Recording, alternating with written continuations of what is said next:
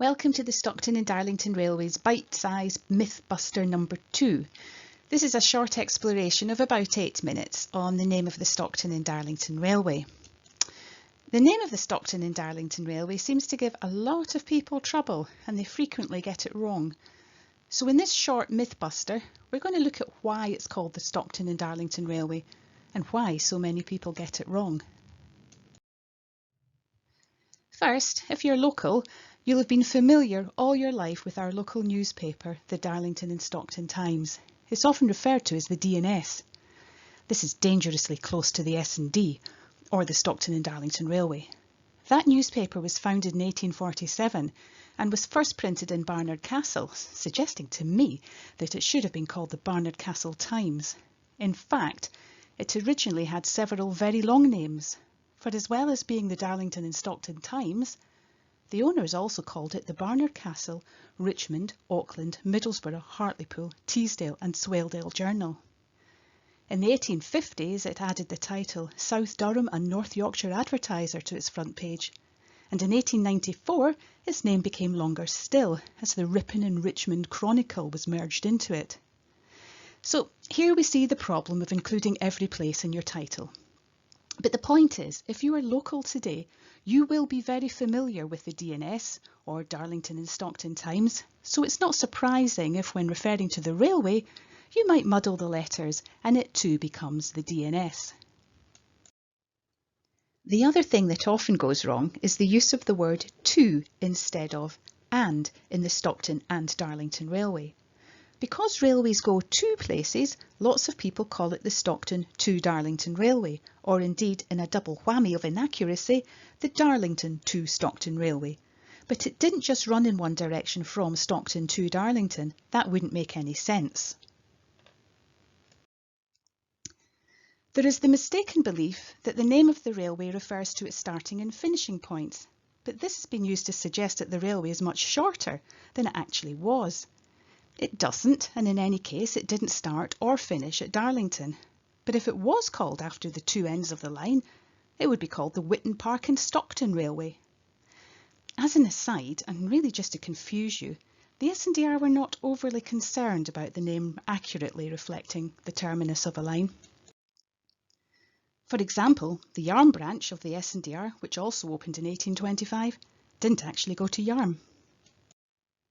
Similarly, the Croft branch of 1829 didn't actually go to Croft. It terminated at Herworth Place. In both instances, the railway was separated from the named town by a river, which necessitated a railway bridge, which would have been an additional and undesirable expense. So they got near enough to Yarm and Croft, but not quite. Anyway, the name of the main line was the Stockton and Darlington Railway. The reason for this is because they were the two largest population centres along the proposed route, representing the two biggest domestic markets of goods such as coal. And one of them had a port. Darlington was a market town with industries in wool and textiles and a population of 5,750 in 1821. The second urban centre was Stockton, with a population of 5,184. It had a market centre and a well-established port used to export lead and agricultural products, and a shipbuilding industry. Any proposed railway in the area would need to include both population centres for economic success in domestic markets. For example, every household and manufacturing business needed coal for fuel and heat, and Stockton would provide the means of export by sea to even larger markets such as London. Edward Pease is most closely associated with the creation of the innovative railway, and he was based in Darlington along with other Quaker financiers, the Backhouses of Backhouses Bank. When Pease commissioned George Stephenson to redesign the route suitable for locomotives, he made it clear that Darlington must be part of the route, even if that made it more expensive. He said, "George, thou must think of Darlington. Thou must remember it was Darlington sent for thee." In the first round of fundraising in 1818, the subscribers who invested the largest sums were the Backhouses of Darlington with £20,000, the Peases of Darlington of £6,200, Benjamin Flounders of Yarm, another Quaker, £5,000. William Chater Jr. of Croft, £5,000. Thomas Meynell of Yarm, £3,000.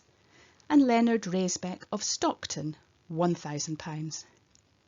Based on investments alone, it should have been called the Darlington and Yarm Railway, because they were the places to contribute the most.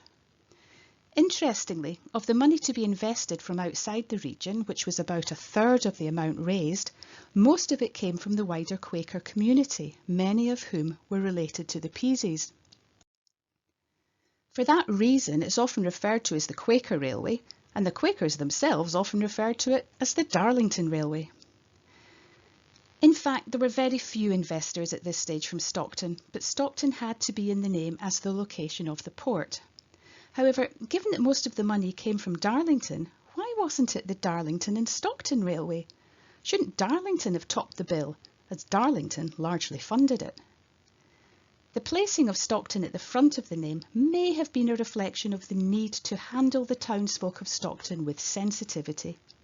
Stockton had led on an earlier promotion of a canal linking Stockton to the coalfields, and it was really this that triggered the campaign for the railway by Darlington businesses, afraid they were going to be left out.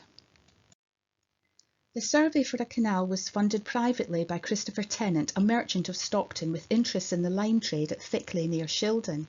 His scheme, despite being eye-wateringly expensive, was greeted to great acclaim by the Stockton folks at a public meeting in the town hall on the 31st of July 1818, and a vote was taken to raise the funds, obtain the consents and proceed with its construction. For the Darlington merchants, this was a disaster, because the proposed canal would go nowhere near their town and they'd be sent into economic oblivion. The opposition to Tennant's canal therefore came mainly, but not exclusively, from Darlington. The opposition commissioned what was in effect a feasibility study into both a continuous rail or tramway and a line canal combination, either of which should include Darlington. The survey was carried out by George Overton, and he came down in favour of an unbroken tramway or railway along the entire route. As a result of these recommendations, it was quickly resolved to move towards the railway option, but Tennant was reluctant to abandon his canal and saw the inclusion of Darlington as an unnecessary detour and expense. Tennant's canal couldn't raise the funds necessary, and so it failed, but sulking, he instead sought to set up his own competing railway that would avoid Darlington. It was clear from this process that Stockton, which had been vociferous in its support for a canal, would need to be handled carefully if the railway was to have its support and unhindered access to the port. So despite there being no major investors from Stockton in that first round of fundraising, or indeed subsequent rounds, Stockton's name was placed at the front, presumably to show how important it was to the success of the railway and to acknowledge the support of Stocktonians who had originally supported a canal that avoided Darlington. So it's the Stockton and Darlington Railway, because the main population centres and domestic markets were based in Stockton and Darlington, the main investors were in Darlington, and also because Stockton had to be encouraged to support the railway because that's where the port was that would enable export by sea.